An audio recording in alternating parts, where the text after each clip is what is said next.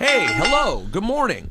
My name is Peter Rosenberg, and it's time for a little bit of Wrestling with Rosenberg. My man Ryback is in the building, a.k.a. the Ryback, as Daniel Bryan likes to call you. How are you, man? I am doing great. Thank you for having me. I'm happy to have you, bro. And you have been in a great space, first of all. Actually, before I even say anything, before we get into it, I want to say tonight, Monday, March 2nd, if you're seeing this today, Prudential Center, Monday Night Raw at the Prudential Center in Newark. There's still a few seats available, so if you want to do that, tickets start at $20. Ticketmaster.com. Of course, I will be in the house 100% as we are on the road to WrestleMania, now less than a month away. Yeah, less than a month. And you know what you're doing. You are going to be involved in that Andre the Giant Battle Royal. I am. I am looking forward to it, and it's an exciting time to be a wrestling fan and for us, the wrestlers. So it's WrestleMania season. This is a great season, 100%.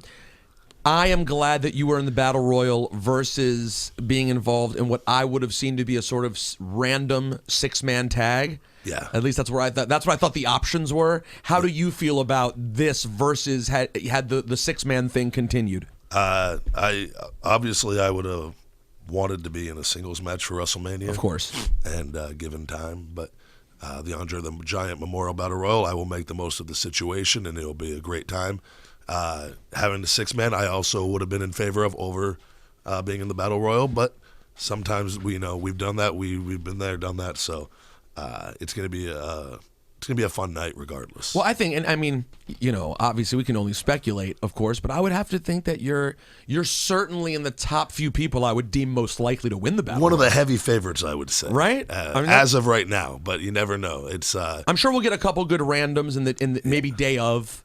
Absolutely, and it's going to be a great time. It always is. How did you? Okay, the last couple years have been interesting for you. You've had ups and downs. Now you're having a great up, which I'm really happy to see. One of the questions, we'll get to a bunch of internet questions, and one of the questions that someone said sarcastically, and I think it's still worth mentioning to you is, and obviously they're joking when they're saying, "Hey, do you miss the Goldberg chants?" And it's like that seems like such distant history now. Yeah. Because now you really seem to be over in a different way than you were before. Absolutely. How different does it feel for you every time you walk through that curtain? From the Ryback of 2012, that was a great time for me. I came back from the ankle injury being told I would never wrestle again and hit the ground running and being fed the local talents and whatnot and being thrown in the main event scene in a situation that was never for me, which fans tend to overlook, and hanging with the absolute best in the business at that period. The fans, they chanted Goldberg at me, and that I always said in interviews in that period, I go, this is going to be a time thing, that eventually they will respect me and understand everything that I've been through. It's going to take time, and superstars are not created overnight, and it takes being on TV and going out and proving yourself night in and night out, and it's taken essentially 3 years of doing this, and we are away from that now, and people have gotten to know the real Ryback and my story and what I've been through, and that I wasn't just thrown on WWE TV and given everything, and that I've had to work very hard for all of this and continue to have to work hard to improve and set myself apart from everybody else. And I feel that Ryback of 2012 was more of a one-dimensional monster, whereas now I feel I'm more me, and you still get that ass-kicking, intense monster in the ring, but you also get to see a lot of different sides of me. That's where it seems like it's going. There have been a couple times when you've taken the mic, and you probably don't remember this, but I interviewed you before Mania 2 years ago, your Mark Henry year, and we had it was the first time I'd ever heard a real in-depth conversation, and you sort of revealed yourself to be. You were very honest in an interview and kind of revealed yourself to be a somewhat sensitive guy who you've had when you struggle professionally, it weighs on you. Yeah, absolutely. And you're very real about that. And I noticed recently when you picked up the mic, I started saying, well, this is interesting. It sounds like instead of them just giving us feed me more, we're starting to get, like you were saying, some of the complexities of this guy. Absolutely, and that was me going to Vince, and Chris Jericho played a huge part in all of this on letting me come on his podcast and giving me an opportunity to speak. And he said, people need to know who the real you really is, and he goes, they're gonna like you. You just you need a platform to talk on. And the reception to that was very positive and very overwhelming at that. And I went to Vince and I said, you got to give me a chance to speak more and to go out there and communicate with them, because there's so much more to me than what we allow them to see. And I go, it'll work. And I remember Triple H even came up to me. He goes, "You realize you know what you're asking for. He's giving you a rope to hang yourself on here." 100%. And I go, not once has that even gone through my mind. It's not even like I'm so far past all that, and I'm so comfortable now with everything, and I can go out there and say anything I want. And I feel the energy I bring to the ring and the passion and the intensity is not even, no one could come close to matching that. What changed for you that made you really comfortable and confident in your place in the company and in the business overall? I feel like I am worked so hard at this, and I go home and I put so many hours into the gym and studying matches and trying my absolute best to master this. And you never are. You're never going to master it. You're constantly learning. And I always have worked really, really hard at this, but now I've been through so much and gone through so much and had things taken away from me and without really any reason given. And I am spending myself each and every day giving my absolute best. I have no regrets, and I'm just comfortable now. I can go out there and I want to succeed more than anybody, and I'm going to, and I've said that from day one.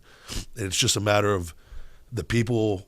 It's more than just feed me more. You got to be able to, or screaming Ryback rules. You got to have depth, and you got to be able to go out there and do anything. And it's one of those things. Last week with Curtis Axel, and I go out there and I say what I want to say now. And sometimes it might work, sometimes it might not. Yeah, I love that one. I loved you making fun of your guys' tag team, and one of the greatest tag teams of all time. And then just looking at the camera and shaking my head. Absolutely not. Right. But it was actually one of the greatest times I've had wrestling. It was the most fun period I've had. How good is he? Young. Curtis Axel is an amazing wrestler, and I get on him all the time.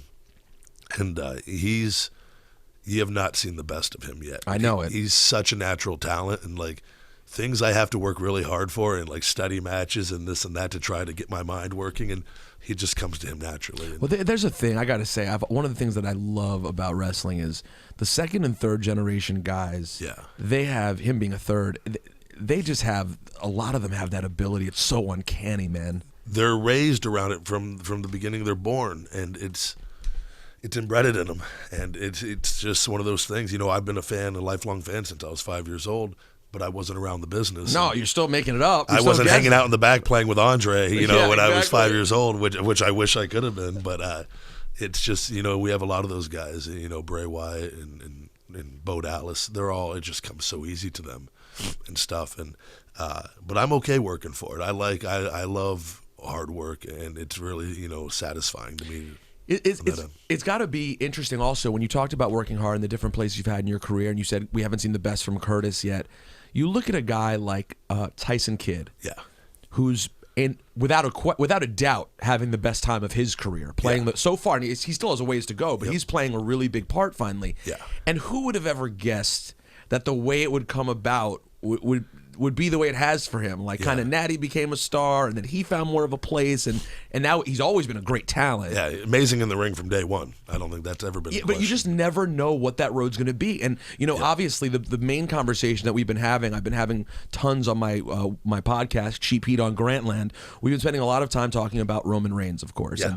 And did you, as someone who it seemed like a lot of the smart fans turned on, have you had any conversations with Roman about what he's been dealing with? We get along very well, and I've been around with them from day one with the Shield when they came in and took me out, right, and cost me the WWE Championship, and we had many run-ins after that, and usually resulted in the big guy taking a triple power bomb I've seen a few for about 2 years straight. Through an announce table, which often. It let me know how that feels from giving all the power bombs that I've given out. Right. So. We've talked a little bit, and I tell him just keep doing what he's doing. He's doing great, and he's amazing. And sometimes in the WWE universe, they're a hard crowd to please, and especially the smart fans. Yeah, and I feel like I'm finally on much better terms with a lot of them now. And I think it's a time thing, and it's going out there and working really hard, and just spending yourself each and every night you're in the ring. And it's Roman's on his own now. He's not with the Shield, and I think it's gonna be a time thing. And you look at The Rock back when The Rock was, the people turned on him, and he became one of the biggest stars of all time. Well, it's weird because the quote unquote internet fans, it's like they really want you to prove it to them. Yeah. Which sort of to me I've always found annoying because it's like, we don't know anything. Even as much as we all read and we pay attention, we don't know what you guys all go through to get there. And my assumption by the time someone gets on TV is that they've done a lot to get there. Yeah. Now, that said... For the most part. For the most part. Yeah. And we can tell the ones that you know, and maybe sometimes people get that wrong. I think that's what's happened with Roman, too. Same with you. Yeah. When someone gets a huge push and they feel that the machine is too much behind them, they just go the other direction. Yeah. And sometimes that's not accurate. No, and you know, and you can go by merchandise sales. I know Roman Reigns is pushing a lot of merchandise right now. Absolutely. So, it's funny. Our live event crowds are always different from our TV crowds. I'm hearing he's super over at house shows. Live events, they love him, and it's just one of those things. Our TV crowds are a little harder to please. And tonight is going to be, I bet, brutal for him. I bet in Jersey they will be hardcore tonight. And by the way, again, Raw is at the Prudential Center in Newark. Some tickets still available. But yeah, that's just got, to me, it always. I'm mixed as a fan because I do have, you know, of course I can get annoyed if I feel like something's not good. I'm like, and that's part of the fun of why we love it. I think that's okay. I always tell people to focus on what you like and try not, because it's a 3-hour show and there's always going to be some good and some things you don't like. Well, that's the hard part about the 3-hour show, too. They basically ensure there are going to be some things you don't like every week. Because it's hard to do Dude, I do a 4-hour radio show every day. It's not, you can't make every break good. It's very hard to do that over the course of 3 hours. And we're a weekly television program, and you know, we don't have breaks, and everybody's going each and every week, and everyone's doing their absolute best to make the best product possible within the restrictions that we have and the times that we have and whatnot. And it's right now is an exciting time to be a wrestling fan, though, with the talent we have on the roster. And I agree. It is, and we have a lot of guys who want to be number one, which I absolutely love from a competition standpoint. And it makes, you know, guys like Seth Rollins and Cesaro and Daniel Bryan and Dolph Ziggler and guys like that want to be number one, make me work even harder, and I love it. I mean, you think about that when you name the names you just said. I mean, these are all guys who have Bray Wyatt, another one. These guys could all be number one. Yeah, and we have all these guys right now. Like, this is a great time to be a wrestling fan.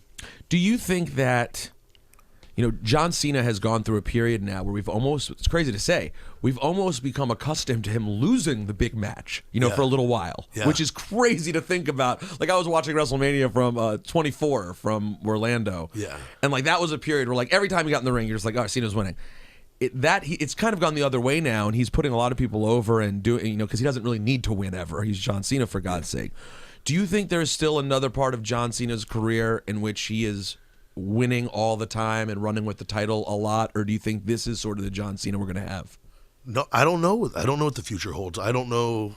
You know, I just tagged with John the last 2 nights in the main event against Rusev and Seth Rollins, and it was a great time coming full circle again after everything and the way it's gone. And he's still physically fine. He seems all there. Like, I don't see him slowing down at all.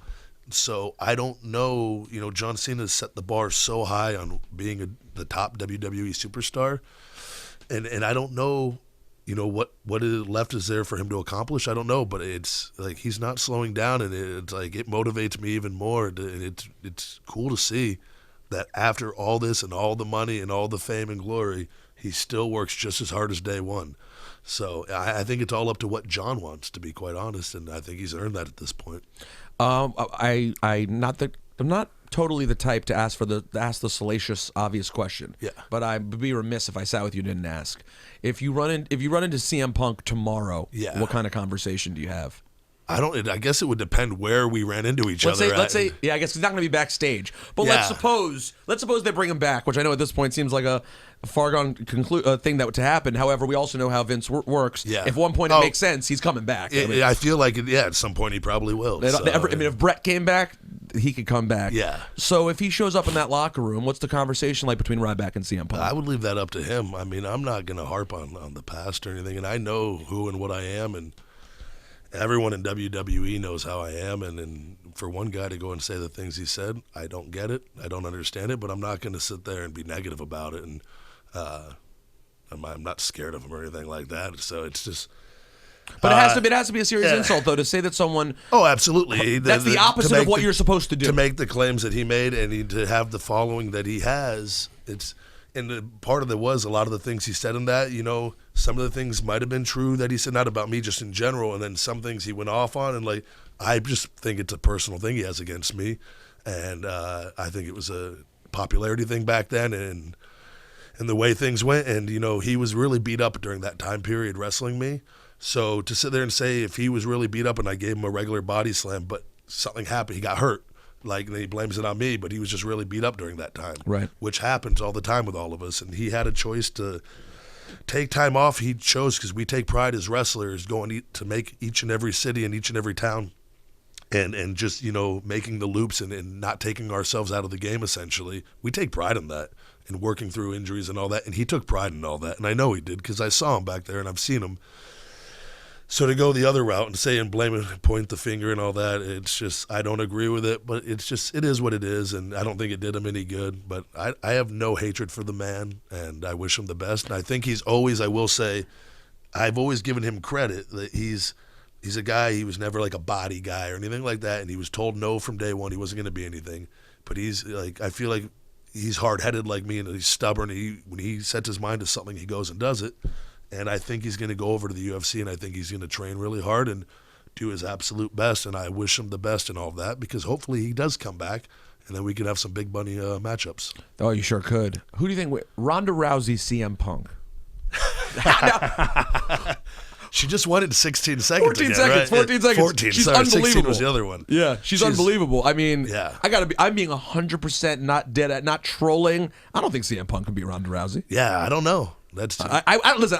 I'm very excited to see Punk in UFC. It's hard for me to imagine him winning a lot there. I need to see his first fight before I could honestly answer that. Yeah. But I got to tell you, it's a weird thing to hear about you, because in the couple of times that I've met you, you just don't seem like an asshole, to be very blunt. Yeah. You just don't. You seem like a very soft-spoken kind of regular guy who wants to work. It's hard for me to picture you being a guy who likes to potato people for no reason. And I wouldn't be in WWE if I was doing that. They would have gotten rid of me a long time ago, by the way. Yeah. Have people? And they wouldn't put me in the ring with John Cena after that, by the way. Have people accused you of being clumsy or anything like that, or anything that would make people say things like that? Absolutely not. I think the only thing I've ever been accused of is throwing a low chop, a little low in the chest from time to time. Which could knock the wind out of you or something? No, just hit you in the bottom of the nipple. Okay. All right. Which is pretty harmless in the grand scheme of things, considering what we do. But you got to understand what we do is there's only a select few that make it to the level that we get at. And at the very top level, there's a lot of money on the line. And when you get to that level, you don't want to let it go. So when you see a young up-and-comer come up, who's getting really popular really quick. I'm not saying that he went out of his way to make things tough for me, but you don't want to lose that spot. Well, we know that people do go out of the way to make things tough for people. I mean, that is. I mean, and I'm okay. I'm not going to change who I am. I'm going to continue to be a good person and work hard and let things settle the way they will. But I'm a WWE lifer, and things have righted themselves. So, who were some of the coolest people to you when you were first starting? Who were some of the veterans who really took to you and looked out and gave you some advice and didn't feel threatened in any way? Chris Jericho, I've talked about this, has been so good to me from day one, and from the recent podcast thing, and just when I got to wrestle him at Money in the Bank a couple years ago, and he exceeded all expectations because I loved him as a kid, and he's gone out of his way to give me good advice, and we text from time to time, and our podcast actually just went over 1 million viewers a couple weeks ago, which he said was the top 10. I don't know if just his show or all time, but it's a really cool feeling to know that people want to hear what I have to say. And Cena early on too, from after the Nexus days when I broke my ankle and leg and all that, and I wasn't supposed to come back, and he had a few meetings with me, and we went to his gym and went out to eat a couple times and just talked about everything. So he kind of played a pivotal part in helping me come back from everything, and those were two guys off the top of my head. Those are two good ones. Some questions here just off Twitter real quick. Mazzy Magic says, dream match. What is the Ryback dream match? I think for me physically and the match, and I went to Vince and I told him, a couple months ago, I told him I wanted Brock Lesnar at WrestleMania, and it's a very appealing match on paper. And it's I need to know where I'm at, and he's one guy that would physically test me, and I would thrive on it, and to be able to just train and know that that's what I was working for, is something, it excites me, and it's going to happen. It's only a matter of time. So, but that's just one guy. We always see each other in the back, and it's like, it's going to happen. It's one, I've seen him watching my matches from the curtain before, and I always said there's such a thing as big guy heat. When you see another big guy, of course there has to be. And it's like, who's that big guy? That's exactly, that's alpha heat. We can base the whole angle around big guy heat. So yeah, it's going to happen. It's inevitable, and I honestly, it'll be a great day. Do you have any say? I believe I know the answer to this, but do you have any say and input on your ring gear? I do all my ring gear. That's what I thought. Vince, actually, back before I came back from my injury, I was wearing the trunks, and he told me, I want you in a black singlet. And I was like, oh, God, I just felt horrible about that. And finally, they got one made, and I put it on, and I felt so awkward and weird. And I'm walking around, and I did a couple dark matches with it. Hadn't debuted yet, and finally I got the bright idea. I was like, you know what? I'm gonna airbrush this thing. Like RVD's gone, and I actually asked gotten a hold of him. And you did? You asked? Yeah, just because you never know if he's gonna come back. And he at the time didn't plan on coming back, and he goes, absolutely, thank you for asking me. And he was very cool about it. Yeah, he's the kind of dude I can't see tripping. Yeah. I caught him at a good time. And, of course. I think you always catch RVD at a good time. Always 24/7. And it was so. Thank you, Rob, for that, and because it's given me such a. You know, I remember being a kid and liking colors and liking guys based on colors. And it's given me a platform to have all these different colors and to stand out, not just from my intensity in the ring and all that, but I can switch it up. And it's great for action figures and all that. So I love it now. I can't imagine not being in it. Do you have your own action figures? They've a ton of them. Yeah, I have a case. No. Do you have them all? Oh, absolutely. I get every one of them and I put it in a storage case. And I got a big case in my game room. And with a little light you touch and it all comes on, and I got all of that Ryback action figures. That's pretty sweet. Did you have action figures as a kid? I did. I had the old rubber ones, the LJN, the big ones. Yeah, the big ones. Oh, they were awesome. And I remember burying those at one age. Like I was starting to get a little older, and I'm gonna bury these in the backyard. And then we moved. My mom sold the house. I remember the house is in Vegas where I live. I've contemplated going back, digging back there. Like, by the way, that would make an amazing video. Yeah, I just want to say, if you go dig for it in the backyard for your old action figures, I will. That's viral video gold. I will post if I do that, and I'll have the Ryback meat on the table playing in the background the entire time. How many calories do you have per day? I don't count anymore, but I go by the mirror. Essentially, I've been doing it so long, and I eat the same foods every day. But if I had to guess off the top of my head. 5,000. How many meals are you talking about? Probably between. It depends on the day and with the schedule, but a good day is 7 to 10. 7 to 10. 10 is the max, but of those 7, I'd say 4 or 5 of them are really big, or like substantial meals. Yeah, like when people like, oh my God. Yeah. Like, what are you eating? What's your meal of choice? I mean, Daniel Bryan, the famous thing is, I don't know if anyone hit you up about this, but when Daniel Bryan did my podcast a couple years ago, he told the Panera story. I'm sure people have hit you up about that. I remember that. We still have signs at some of the events at the Ryback fears Panera. Oh, really? That all comes from this podcast a few years ago. 2 years later, still going people strong. Say that's great. So, which, by the way, he put a little bit of his own spice on that story. Okay, what did he change? It was very true, though, because that was one of the. I ride alone and everything now, but at that point, I was with Cody and Dan, and I'm used to I have my set ways. Like I'd go to Subway and get I'll take 10 chicken breasts. 10. I just give me 10 chicken breasts and wrap them all up. How do they charge you for just 10 chicken breasts? Or what I'll do if they don't know, I go charge me for the sandwich and then extra chicken if they have the button. Some of them don't though. So I go, well, bacon is equivalent to like a chicken breast. So I have to finagle my way around all this and find. It's like I know more than them on how to do it. Of course, you do it every day. Because it's not every day that someone comes in, feed me 10 chicken breasts. And or I'd get a sandwich and just get the add-ons and something like that. But so they wanted Panera Bread, and at this point in time, I've eaten there since, and I love it. But their portions aren't necessarily meant for a guy like me. The half cup of soup? The half piece of bread, and just and money-wise, I like to get the most. I'm buying a lot of food. I'm not trying to spend $100 in one sitting, And they, which I've spent a lot at Panera when I've had to do that, and for the extra meat and all that, and all the different food.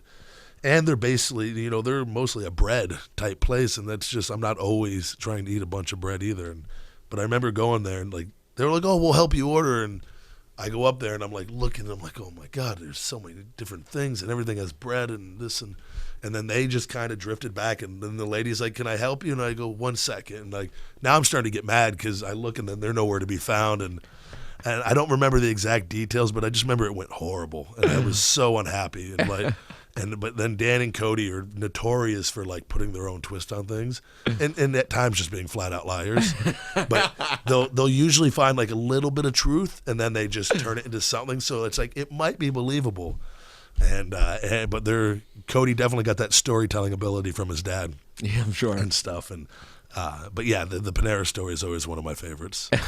Partially true. The partially true Panera Bread story. Daniel Bryan, by the way, he's of course one of the most over guys in the company, has been for a long time. Yep.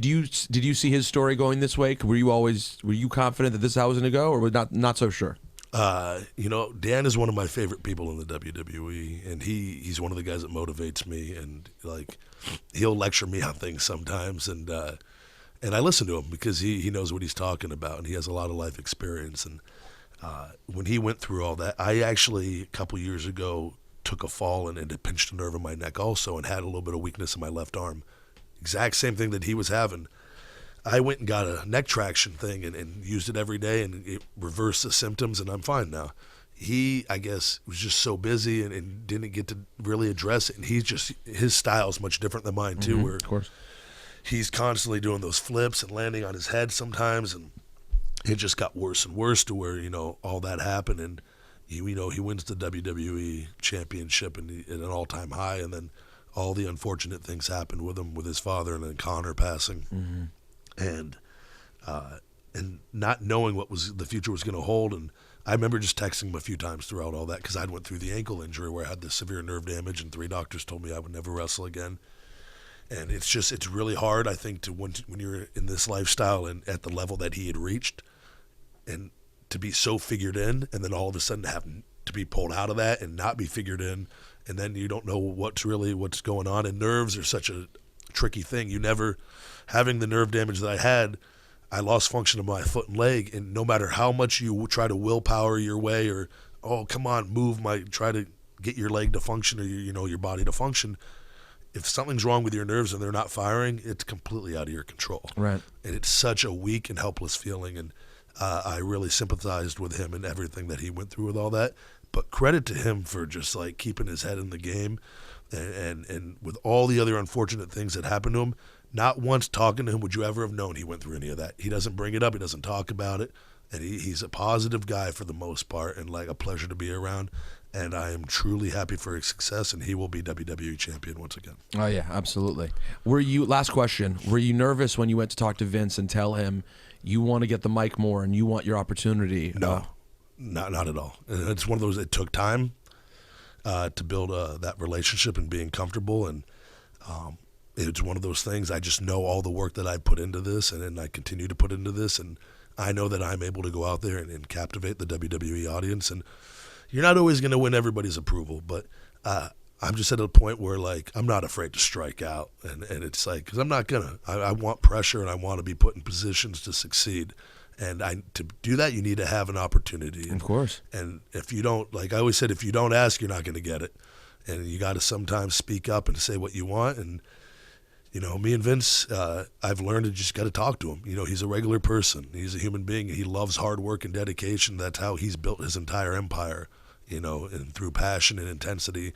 And I have all those qualities, and I want to succeed in life. And I don't want to just be in the same place 2 years from now and 3 years from now. And then before you know it, I have to retire and I don't have what I want.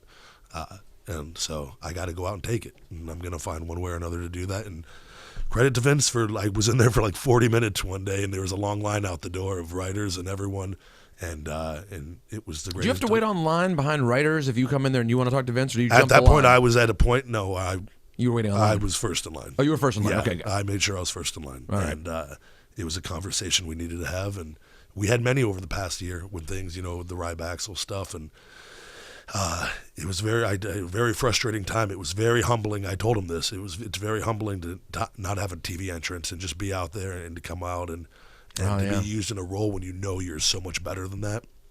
And at the same time, not even fully know why you're being put in that, but it was such a thing I'm so thankful for and so glad I went through. And I really felt like I had to with the WWE Universe for everything to kind of come full circle. And it just teaches me to be, I say thank you after every match, and working the main events last couple nights with John again, and him complimenting me after how much I've improved in the last 2 years means the world to me. And we're not even close to seeing the best Ryback yet. So very excited to see what that's like, and to see you at WrestleMania 31 and tonight on Raw. Ryback, thanks, bro. Thank you for having me.